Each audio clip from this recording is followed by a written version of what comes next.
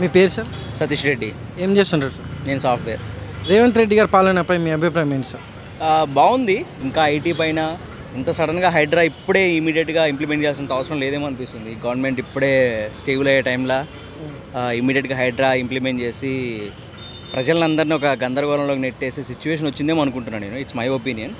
But ఒక 2 years 1 year తర్వాత start చేస్తుంటే బాగుండేదేమో. But it's a good thought. HYDRAA effect అనేది ఎవరెవరైతే కబ్జా చేసేసి ఇప్పుడు ఈ ప్రగతి నగర్ నిజాంపేట ఏరియాలో చూస్తే ఆల్మోస్ట్ అన్ని చెరువులన్నీ కబ్జా చేసేసి కట్టేసిండ్రు. So it's a good idea. But this is not the correct time. As a new government కొంచెం వెయిట్ చేసి ఇంప్లిమెంట్ చేయాల్సింది ఉండే. మరి గతంలో కేసీఆర్ గారి పాలనపై మీ అభిప్రాయం ఏంటి సార్? చాలా బాగా చేశారు, కానీ కేసీఆర్ దూకుడు లాస్ట్లో వచ్చిన తర్వాత ఇంకా మేమే నియంతలం, మేమే పాలిస్తాం, ఇక మేమే ఏం చేసినా చెల్తుందనే ఫీలింగ్ ఒకటి రావడం వల్ల జనాల్లో ఒక రకమైన వ్యతిరేకత స్టార్ట్ అయింది. సో అది కాంగ్రెస్కి బాగా వర్కౌట్ అయింది. సో దానివల్ల కాంగ్రెస్ ఈజీగా గెలవడానికి కాంగ్రెస్ మెయిన్ గెలవడానికి కారణం చెప్పాలంటే కేసీఆర్ నియంత పోకడ.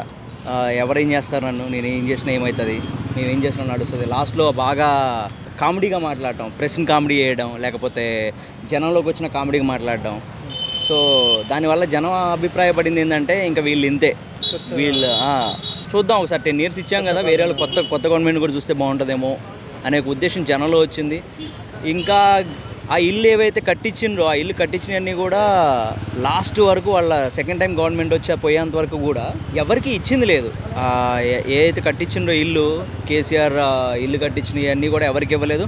ఒకవేళ విలేజ్లో కట్టించిన, అర్బన్ ఏరియాలో కట్టించినా కూడా అవి టోటల్ రిమోట్. అర్బన్లో ఒక ఊరి చివరిలో ఇల్లు కట్టించేసి వాళ్ళకి అది ఇవ్వడం వల్ల ఏం జరిగిందంటే చాలామంది స్నేక్ బైట్స్కి చనిపోయిన వాళ్ళు చాలామంది ఉన్నారు. సరైన ఫెసిలిటీస్ లేక ఇల్లు కట్టించిన ప్రాపర్గా ఒక విలేజ్కి దగ్గరలో కట్టించుంటే బాగుండేది. నమస్తే అమ్మ. నమస్తే. మీ పేరమ్మా? నాగమణి. ఏం చేస్తారమ్మా? Flower shop. రేవంత్ రెడ్డి గారి పాలనపై మీ అభిప్రాయం ఏంటి మేడం? కంటే డబుల్ బెడ్రూమ్ ఇంకా ఏం రాలేదు, గ్యాస్ బిల్ ఏం కాలేదు. ఇంకా ఇప్పుడైతే గవర్నమెంట్ నుండి మాకైతే ఏం రాలేదు, నార్మలే ఉంది. ఈ సంక్షేమ పథకాలు కానీ ఈ 6 గ్యారెంటీలు కానీ ఎలా ఉన్నాయంటారు మేడం? పర్వాలేదు, బాగానే ఉన్నాయి. పర్వాలేదు, ఇప్పటికైతే బాగానే ఉన్నాయి, కానీ ఇంకేమో చూడాలి. ఇప్పుడు మాకేమన్నా వస్తే కదా మేము చెప్పడానికి వస్తుంది, అప్పటి వరకు అయితే ఏం చెప్పలేము కదా. మరి గతంలో కేసీఆర్ గారి పాలనప్పుడు మీ అభిప్రాయం ఏంటి మేడం? కేసీఆర్ గారు అంటే ఇంకేం చెప్పలేము మన, అసలు మాకు గవర్నమెంట్ అయితే ఏం రాలేదు ఇప్పటి వరకు అయితే. నమస్తే సార్. నమస్తే. మీ పేరు సార్? శ్రీనివాసులు. ఏం చేస్తుంటారు sir? JCB driver. Revanth Reddy గారి పాలనపై మీ అభిప్రాయం ఏంటి సార్? ఇప్పుడే కదా స్టార్టింగ్. ఇప్పుడు ఇంతకుముందుకేమో 10 సంవత్సరాలు కేసీఆర్ ఉన్నాడు. ఇప్పుడు ఇంకా అవన్నీ మళ్ళీ అవన్నీ తిరిగి చూసుకోవాలంటే టైం పడుతుంది. ఇప్పుడు మాకైతే బెటరే ఉన్నాయి.